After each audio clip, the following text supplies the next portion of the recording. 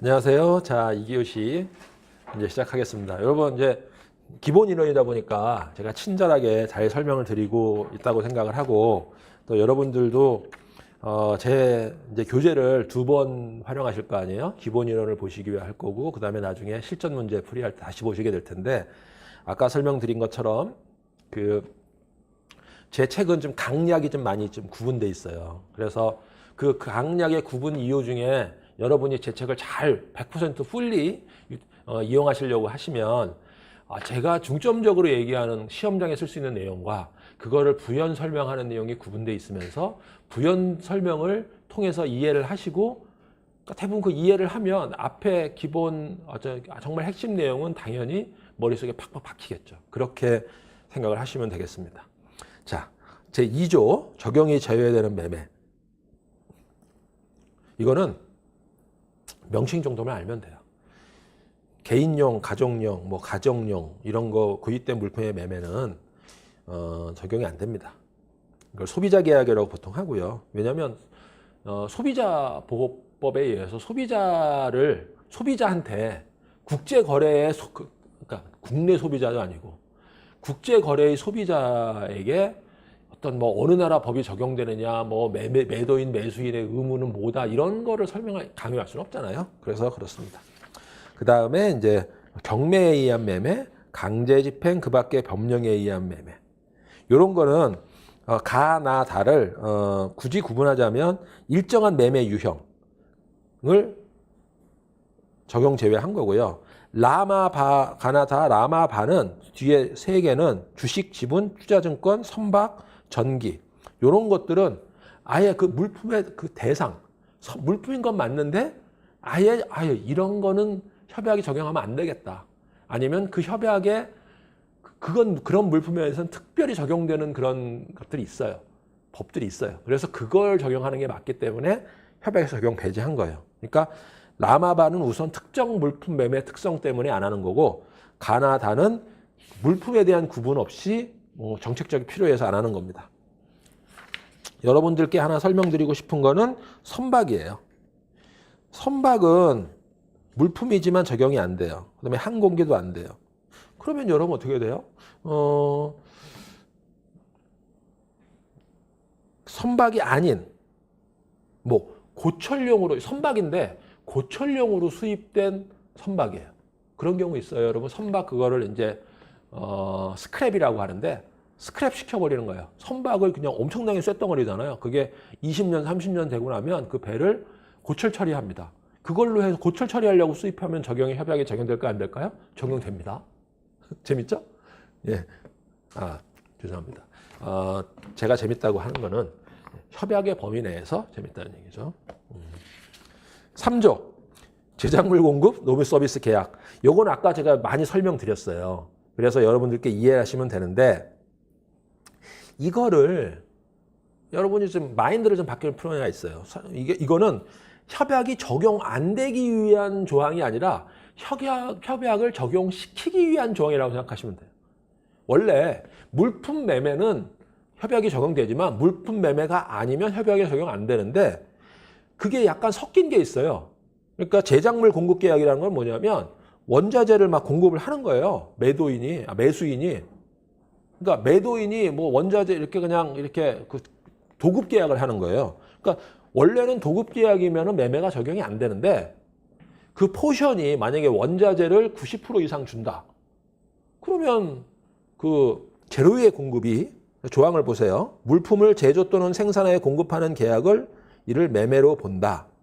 다만 물품을 주문한 당사자가 제조 또는 생산에 필요한 재료의 중요한 부분을 공급한 경우엔 재료라고 했어요. 재료라서 노하우는 아닐 수가 있어요.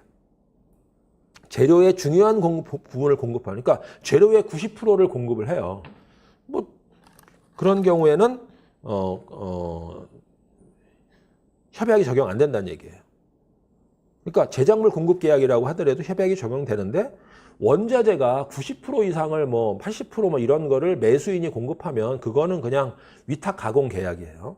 그다음에 두 번째, 이 협약이 물품을 공급하는 당사자의 의무에 주된 부분이 노무 그 밖의 기타 서비스의 공급에 있는 경우에는 적용하지 아니한다. 이것도 사실 이해해보면 당연히 이해가 되는 거죠, 사실은. 왜냐하면 물품이 지나가는데 물품은 전체적인 매매 대금이, 전체적인 계약 대금이 100만 불인데 물품은 10만이고, 이 물품을 운영하기 위한 서비스, 노하우, 그 다음에 교육 이런 게 90만이다.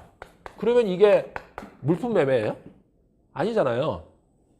그러니까 이걸 보통 전통적인 혼합 계약이라고 하거든요.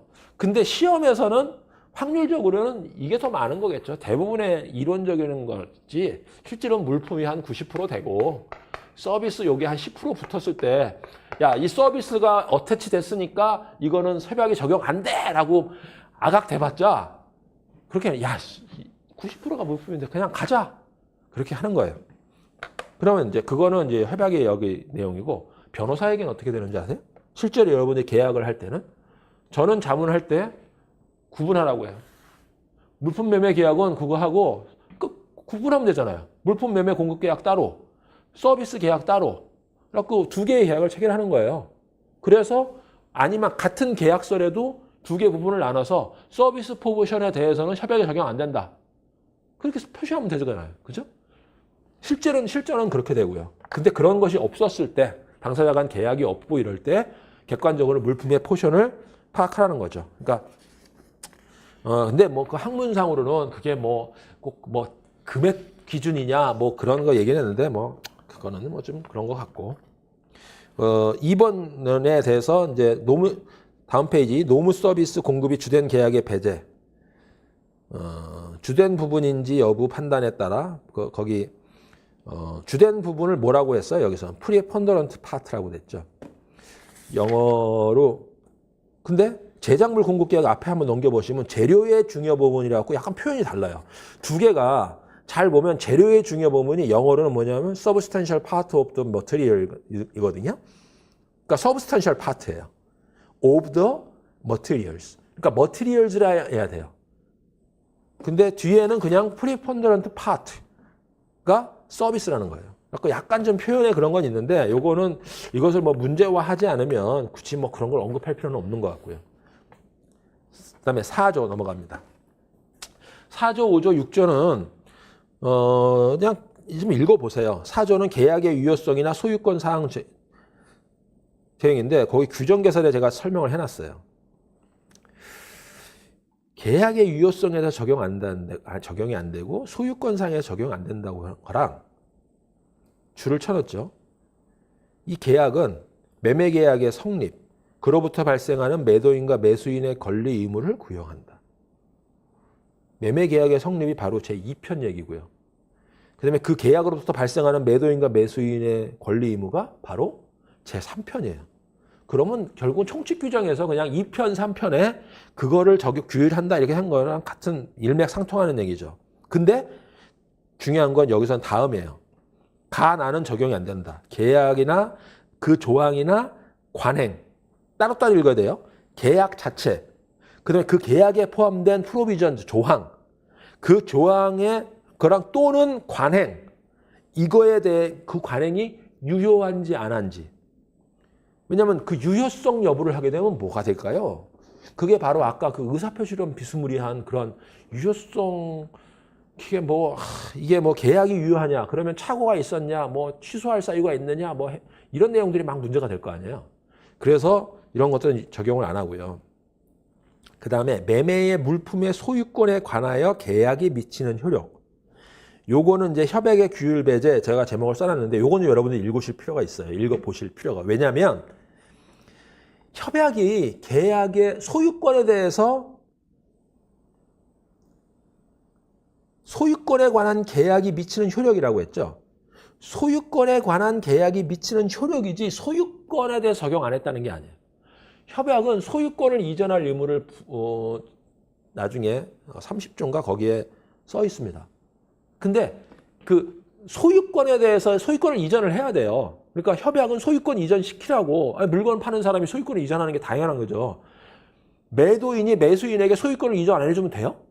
그건 안 돼요. 그거는 의무가 맞는데 소유권이 즉 당사자의 합의만으로 이전하는지 아니면 별도의 등기 등록 이런 것들이 필요한지 그 내용에 대해서 협약이 적용 안 된다는 그런 의미예요.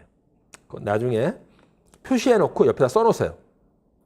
30조 소유권에 관한 그 계약에 미치는 효력은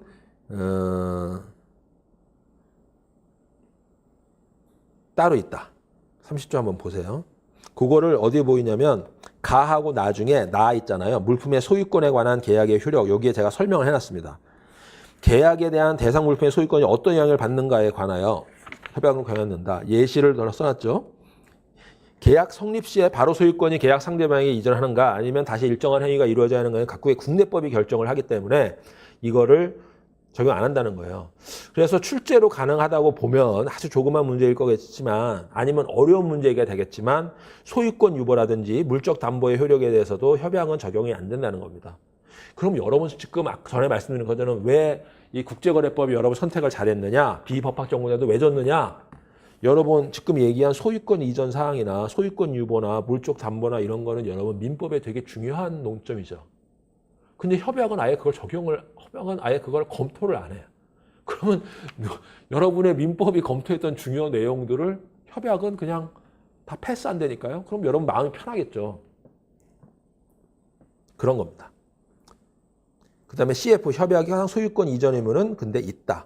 오히려 30조 있죠.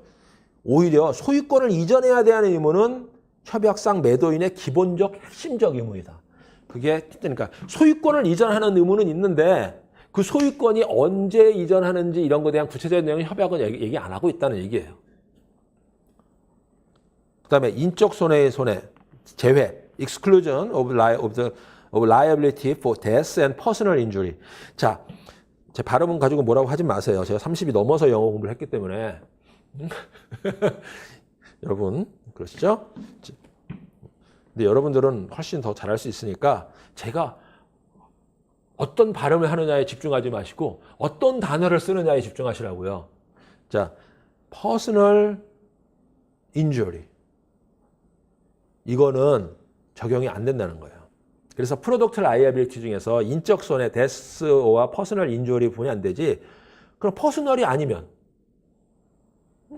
그거는 당연히 적용이 되는 거예요. 그다음에 그러니까 사람의 사망이나 상해에 대한 매도인의 책임에는 적용 안 한다. 이거는 그 프로덕트 라이애빌리티 법에 의해서 국내의 불법행위법에 의해서 적용이 되기 때문에 그렇습니다. 그래서 표현으로는 다만 그 매수인의 손해뿐만 아니라 제3자에 대한 손해도 포함된다. 이건 중요한 내용입니다. 이거 표시해 놓으세요. 즉 그게 인적 사고라든지 어떤 사람의 신체에 대한 문제가 생겼으면 그거를 매수인이 직접 피해를 볼 수도 있고 그 매수인이 물건을 사서 또 매장에 팔았는데 그거를 실제로 사용한 엔드 유저 그죠? 아니면 소비자, 컨슈머가 그 물품의 하자로 인해서 만약에 전자레인지를 수출했는데 전자레인지가 터져가지고 그 유리가 깨져가지고 소비자가 손해를 입었으면 그거를 협약이 적용돼야 되느냐? 적용이 안 된다는 거예요. 그것도. 왜냐? 그거까지 그거는 협약보다 더 중요하고 더 소비자를 잘 보호하는 소비자 보호법에 의해서 해결해야 된다는 거예요. 그 다음에 6조 합의에 의한 적용 배제. 요거는 감초같이 맨날 나오지만 핵심 이슈는 아닌데 언급은 꼭 해야 된다. 조항 보시죠. 제6조. 당사자는 이 협약의 적용을 배제할 수 있고 제12조에 따를 것을 조건으로 하여 배제하거나 효과를 변경할 수 있다. 그러면 당사자 자치를 적용했다고 보시는 거고요. 그 다음에 적용 배제 합의를 할 수 있으니까 이 협약 자체의 적용을 배제를 합의할 수 있는 거죠. 그리고 그거는 계약 체결 시에 배제할 수도 있고 이후에도 가능합니다. 사후적 합의도 가능해요.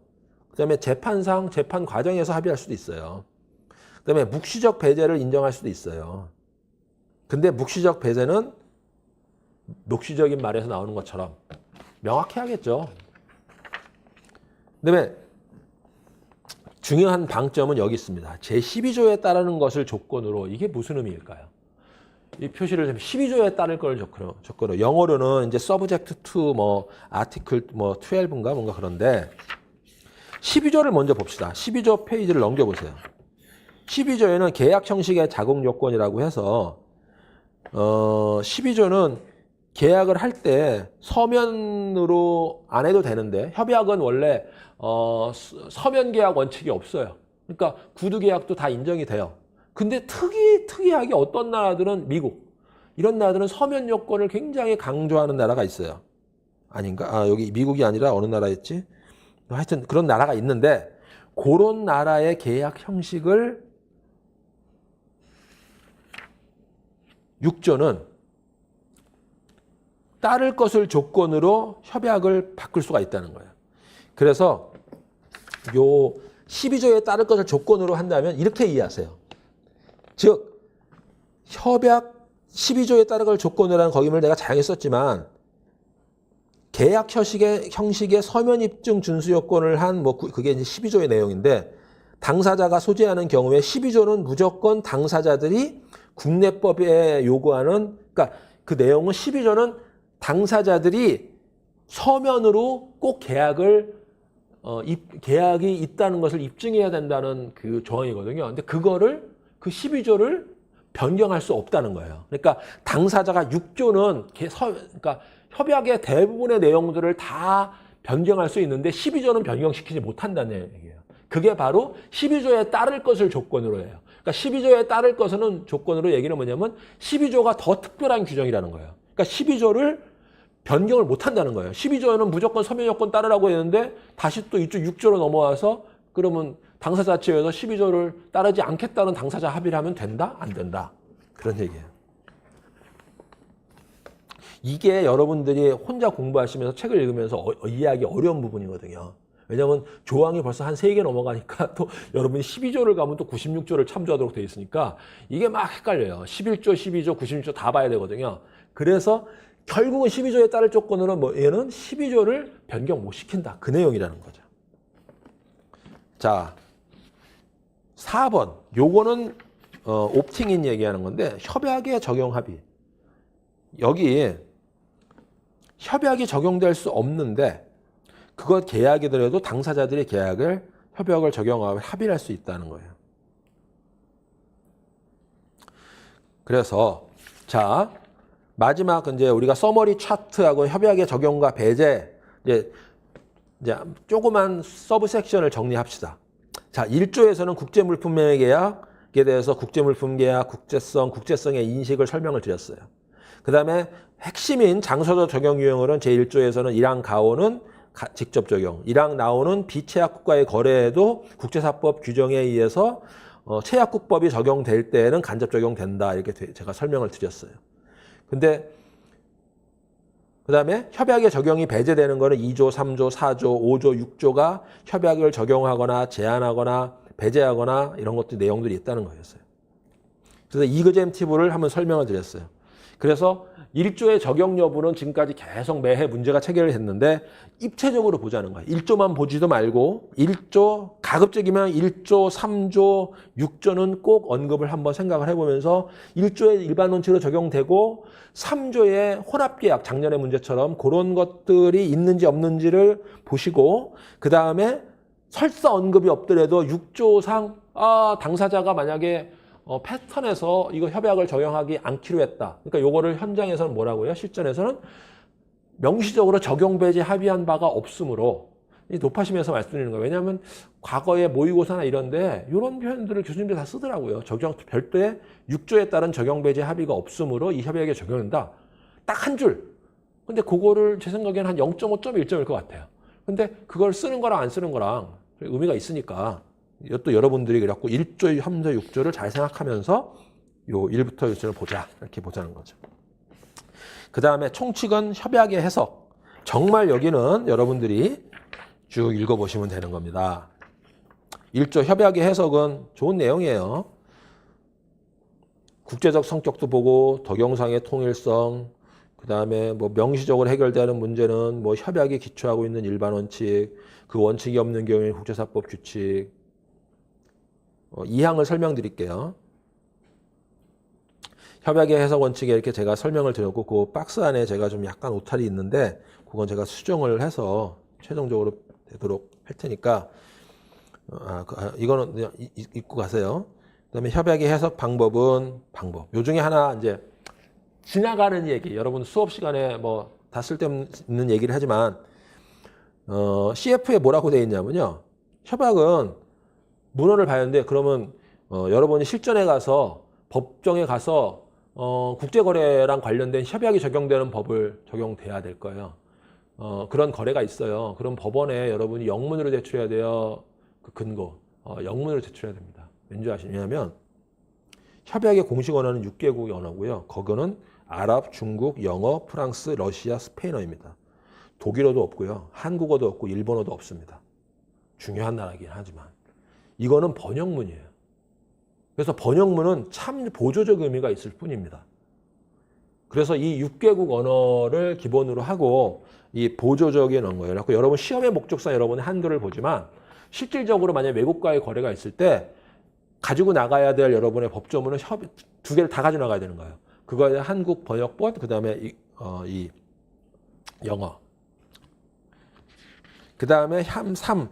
협약 규정의 흠결 시 보충은요. 일반 원칙, 제너럴 프린시플하고 뭐 준거법. 근데 순서가 여러분 특별해요.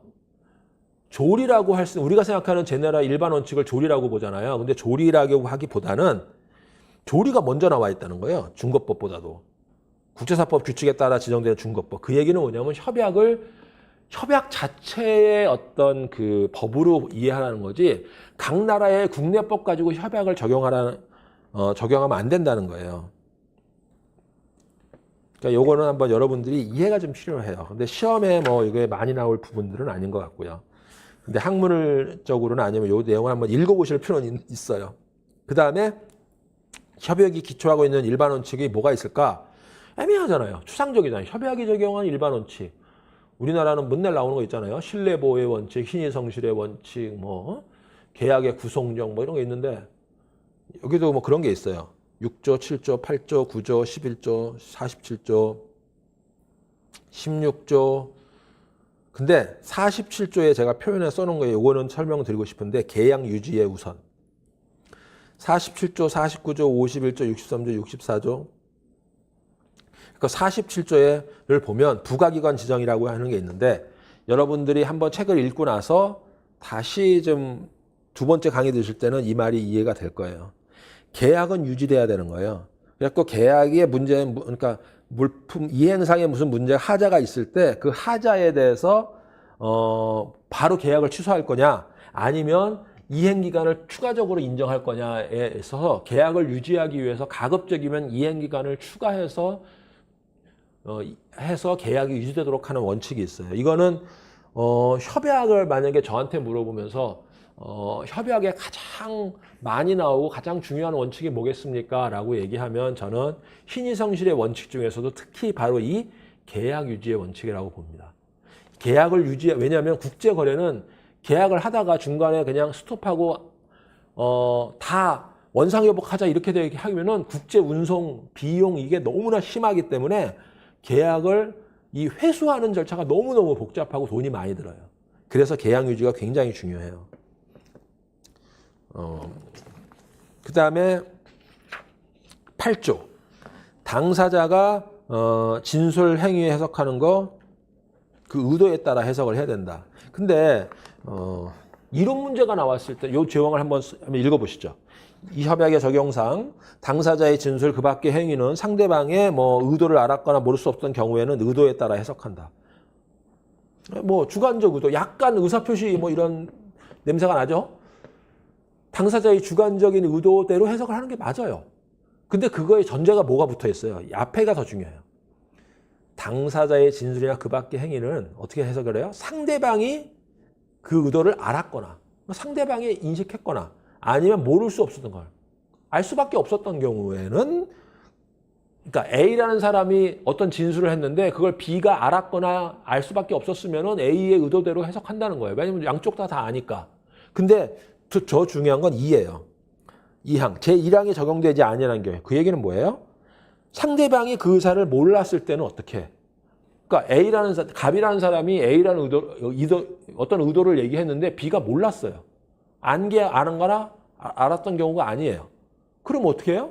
A의 의도대로 상대편이 몰랐는데 A의 의도대로 해석하면 너무 불리하잖아요, B한테. 그 경우에 뭐라고 돼 있어요? 상대방과 동일한 부류의 합리적인 사람이 동일한 상황에 의했을 바에 따라 해석해야 된다.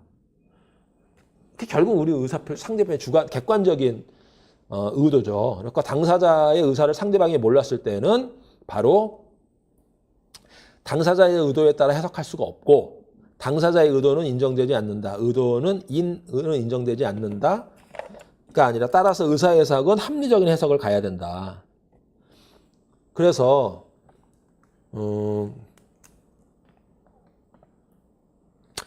그 다음에 관련된 모든 사항도 본다. 그 다음에 구조, 관행의 구속력, 그 다음에 8조는 그렇게 넘어가고요. 구조, 관행 및 관례의 구속력, 여기서는 국제거래는 이렇게 이해하시면 돼요. 국제거래는 당사자 간에 합의된 관행이나 이런 관례가 되게 많습니다. 왜냐하면 국제거래는 대부분 계속적 계약인 경우가 많고 또 FOB 여러분 들어보셨을 거예요. CIF 뭐 이런 거 들으면서 이렇게 당사자 이렇게 언제 물건을 인도하고 뭐 선적항에서 인도한다. 뭐 CIF처럼 뭐 인도는 선적항에서 하지만 보험은 뭐 도착항까지 수출자가 들어준다. 뭐 이런 내용들이 그냥 FOB 딱 하면 당사자들끼리 다 이해해요. 그런 게 없으면 국제거래를 여러분들이 그 많은 복잡한 내용을 당사자들끼리 하나하나 다 작성하도록 하면 얼마나 거래가 복잡해지겠어요. 그래서 영국인들이 주로 만드는 이런 그 국제거래 관행이라는 게 굉장히 무역 관행이 많습니다. 그래서 그런 내용들을 여러분들이 잘 아셔야 돼요. 그래서 그런 것들을 최대한 존중한다. 구속력이 있다. 이런 얘기예요. 영어로 usage and practices applicable to contract. 이렇게 표시됐죠. 그 다음에 합의된 관행이니까 관행과 관례가 좀 우리말로는 헷갈리죠. 저도 관행하고 뭐 관례가 비슷한 거 아니야? 그러니까 이거를 이렇게 구분을 했는데 합의된 관행, agreed usage, 그다음에 확립된 관례, established practices. practice는 당사자 간의 establish는 설립된 이런 의미거든요. 설립이라는 게 뭐냐면 당사자끼리 그렇게 하기로 계속 해온 거야.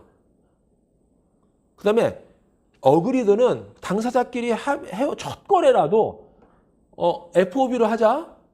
인코텀즈 FOB로 하자. 이거는 당사자가 뭐 처음이라도 이스태블리시 된 건 아닌데 워낙 무역을 하는 사람이나 국제거래하는 사람은 다 그렇게 해요. UCG가 있어. 그러면 그거를 어그리한 거예요. 그런 차이가 있을 뿐입니다. 확립된 관리의 예시. 제가 요거는 어느 책에도 없는 거예요. 제가 만든 거예요. 저는 실무자 출신 아닙니까? 그래서 실무자 출신으로서 이걸 많이 봤어요. 매도인과 매수인이 거래를 2년 동안 해왔는데 수십 차례 거래를 하면서 서로 합의만 없지만은 매도인이 제공하는 선화증권에는 항상 그 수입자 B의 통지처로 그러니까 선화증권이 이렇게 도착하면 그 물건이 도착했습니다라는 건 통지해 주도록 하는 그런 노티파이 파티라는 게 있어요. 그거를 항상 수입자의 물류 담당 거래 회사가 있다고 생각을 하시면 거기다가 이렇게 보통 하고 그 사람들이 통과를 하거든요. 되게 중요한 노티파이 파티랑 컨사인이는 대부분 달라요. 컨사인이는 수하인, 물건을 받을 사람. 그다음에 통지처 노티파이 파티는 이거 실무에서 되게 중요한 문제인데 노티파이 파티가 수입자가 아닌 경우가 많아요. 뭐 어떤 책에는 뭐 국제계약 보면은 뭐 기본적으로 컨사인이하고 노티파이 파티는 똑같아야 된다 이렇게 쓰는 사람이 있는데 불쉿.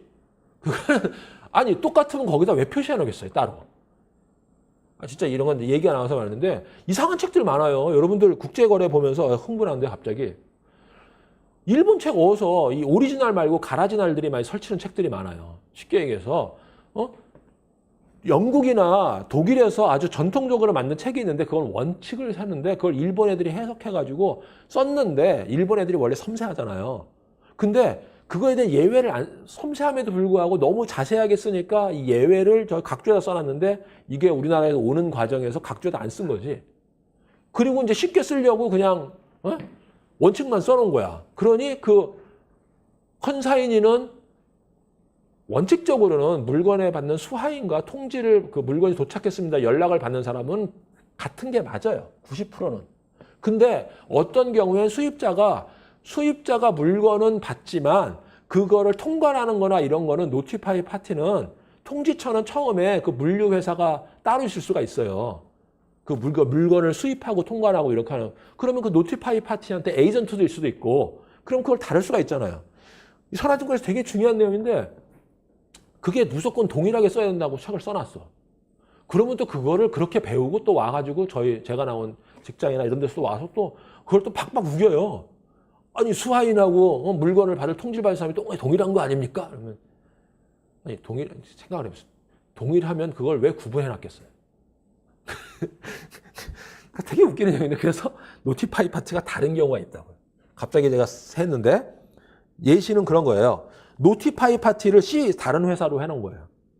그런데 어느 날 갑자기 그렇게 당사자들끼리 이스태블리스트 프랙티스 확립된 관례를 해놨는데 어느 날 담당자가 바뀌면서 노티파이 파티를 그 수입자에다 해놓은 거야. 다시 B에게. 그러면 의무 위반이 돼요. 왜냐면 계속 과거에는 다 이 통관회사에게 통지를 해줬는데 요번 경우에 통관회사가 아니라 수입자는 직접 했는데 수입자는 이게 뭐지? 그러면서 몰라가지고 야 이거 우리 물류회사에 통지 안 했는데 그래갖고 만약에 지연이 많이 됐어요. 그것 때문에 통관료가 만약에 많이 늘어났다. 이러면은 손해배상이 될 수가 있다고. 야 옛날에는 노티파이 파티에 꼭 C를 했는데 왜 이번에 넣어가지고 그렇게 했느냐. 바로 그런 의미가 해요. 갑자기 이상한 거에 흥분해서 죄송합니다. 근데 여러분들이 실무에 들어가면 특히 여러분들 중에 만약에 회사 경험을 하신 분들이 있으면 제가 무슨 얘기 하는지 알 거예요. 그 오리지널보다 가라지날이 그러니까 가라지날이 뭐냐면 오리지널은 그러니까 독일 책이 있었어요. 근데 그거를 일본 책으로 바꿔서 그 일본 책이 우리나라에 들어왔는데 오리지널이 바뀌었어. 근데 일본 책은 안 바뀌었어. 일본 책이 바뀔 수도 있는데 또 우리나라의 분이 이 일본 책의 버전을 옛날 책을 본 거야. 그러니까 무슨 여기 바뀐 거를 얘기를 하면 중국보다 우리나라가 더 유교적인 거랑 비슷해요. 왜 그거 아니라는 거야. 왜 그런가 하니 봤더니 알고 봤더니 이 가라지날들이 많은 거예요.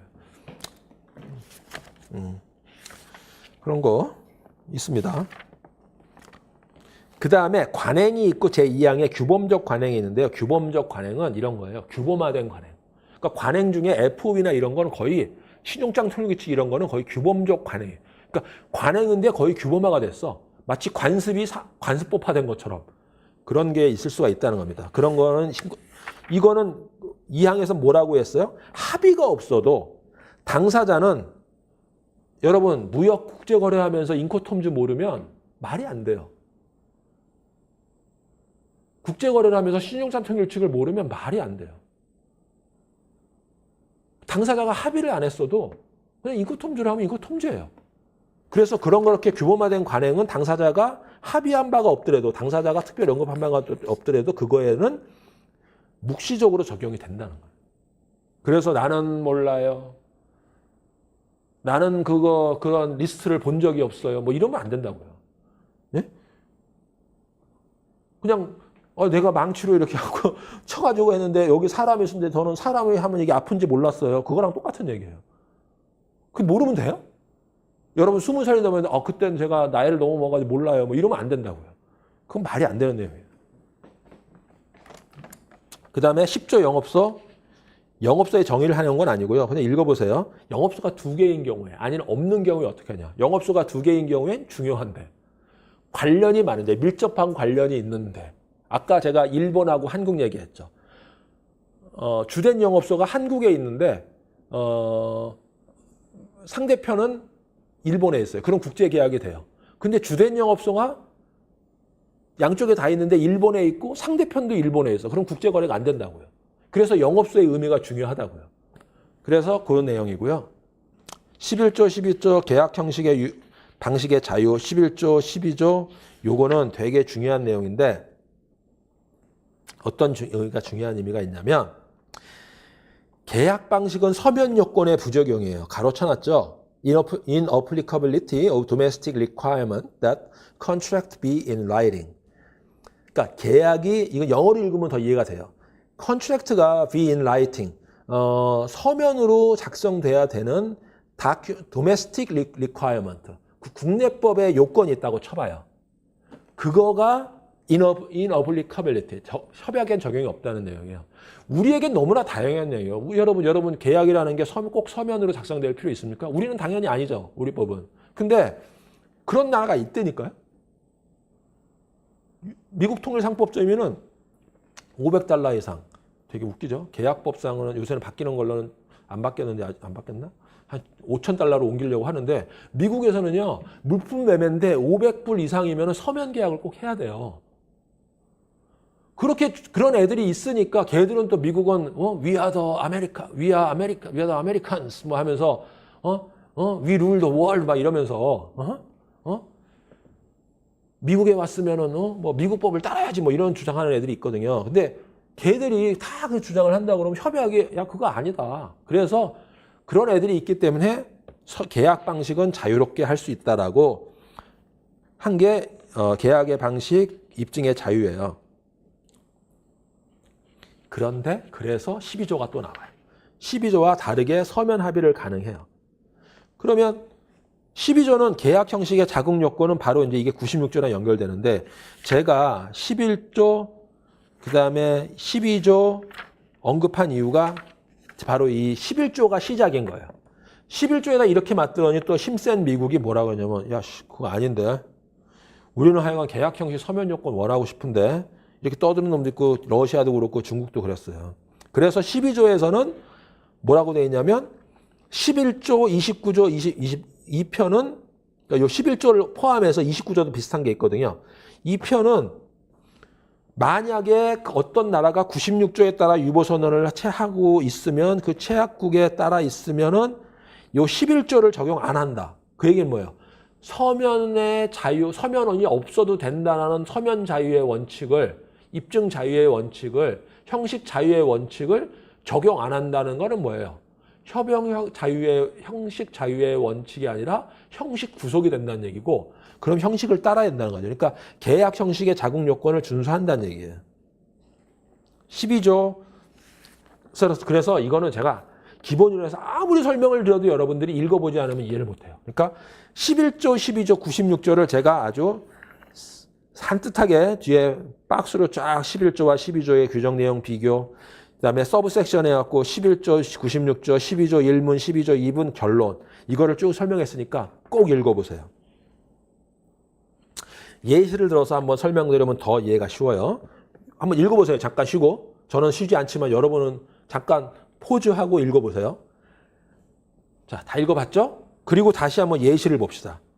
우리나라 매수인과 러시아 매도인이 타이어를 매매하기로 약정한 경우 서면 계약이 요구되는가? 제가 이거 러시아랑 실제로 우리나라 타이어 많이 나갑니다. 한국 타이어 케이스가 있어서 제가 이거 설명드리는 거예요. 러시아는 제96조에 따라 유보선언을 하였다. 그러니까 이게 문제 이렇게 나올 수가 있어요. 우리나라 매수인과 러시아 매도인이 했는데 어느 나라가 96조 유보선언을 했대. 그러면 여러분 96조 유보선언을 했으니까 좋은 얘기를 하고 그냥 마음대로 해요? 96조 봐야죠. 96조를 봤더니 뭘 협약을 한 거예요? 답. 96조 따라 유보선언을 하면 그 체약국의 당사자가 영업소를 가지고 있는 경우에는 제12조가 적용되고 제12조가 적용되면 제11조를 적용 안 한다예요. 그럼 12조가 적용되는 바 러시아의 경우 96조 유보선언을 한 국가에 해당되니까 매도인은 러시아의 영업소를 가짐으로 제12조가 적용된다. 따라서 매도인과 매수인은 제11조에서 허용되는 서면 이외의 계약을 할 수 없고 러시아 국내법이 요구하는 서면 요건을 준수하여 계약을 체결해야 된다. 이 결론이 된다는 거예요. 그러면 두 번째, 요게 문제인데 요게 만약에 문제가 되면 어렵게 나와서 여러분들 틀릴 확률이 높아요. 이거 못 쓰고 나서 나중에 땅 치고 후회할 사람들이 있을 거예요. 뭐냐면 그럼 협약상 요구되더라도 당사자가 합의해서 아까 얘기한 얘기인데 구두에 의해서 계약할 수 있는가? 그러니까 러시아랑 계약을 하는데 당사자 제6조 합의에 의해서 할 수 있는가? 안 된다는 거예요. 읽어보실까요? 12조 단서에 따라 12조에 뭐라고 써 있냐면 보세요. 당사자는 2조를 배제하거나 효과를 변경할 수 없다라고 돼 있죠. 그러니까 이 12조를 당사자 자치에 의해서 제6조랑 같이 보세요. 계약 형식의 장유 효과를 따르라고 했는데 그거를 또 서면 계약하라고 했는데 그거를 당사자가 바꿀 수 있다? 못 바꾼다는 거예요. 즉 12조 단서에 따라 당사자는 합의로 12조와 다르게 합의할 수 없다. 즉 12조는 강행 규정이라는 거예요.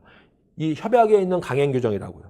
서면 요건을 보호한다. 따라서 대한민국과 러시아가 간 거래에는 반드시 서면에 의한 계약을 하여야만 하고 당사자는 이와 다르게 계약을 체결할 수 없다.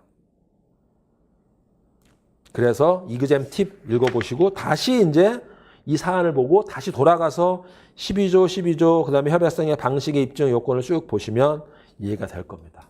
13조 서면으로서의 전신문과 텔렉스 이거 뭐 어떡하라고요? 옛날엔 서면 여러분 텔렉스도 모르시는 분들 많을걸요? 은행 간의 텔렉스가 옛날에 많았는데 지금은 다 이메일로 합니다. 그래서 서면에는 전보와 텔렉스가 포함된다. 그러니까 여러분들에게 되게 중요한 거죠. 여러분 지금은 이메일로 계약을 체결해도 되나요? 됩니다.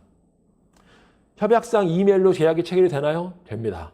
다만 전자서명법에 의해서 이메일을 보낸 사람이 권한 있는 자이고 권한 있는 서명에 준하는 뭔가 표시가 있어야 될 거고 당사자도 서로 양쪽에 서면을 해서 스캔을 해서 보내고 하면 입증이 다 돼요.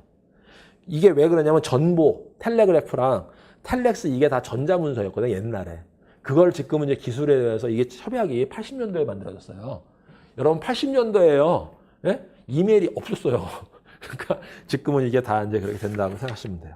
자, 우리가 막 온 것 같지만 제1편 총칙을 다 공부했습니다. 다음 시간은 이제 계약의 성립, 포메이션 컨트랙트를 하겠습니다. 수고하셨습니다.